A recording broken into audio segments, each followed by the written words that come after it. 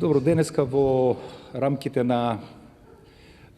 еден состанок кој се одржува помеѓу Центарот за југоисточен плански регион, за развој на југоисточниот плански регион, се одржува еден состанок помеѓу представниците од овој плански регион, градоначалниците и представници од општините кои што го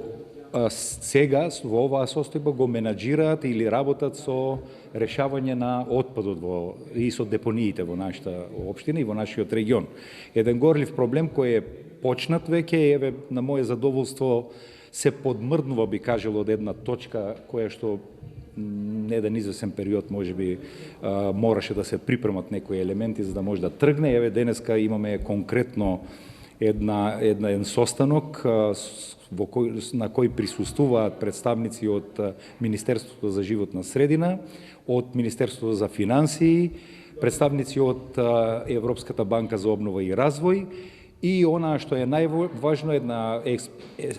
експертска група на луѓе кои што се ангажирани за да го пронајдеме вистинскиот модел за решавање и менаџирање на овој вид на депонии, кои што ќе бидат современи и ќе можат конечно да го решат еден од најгорливите проблеми во нашата држава.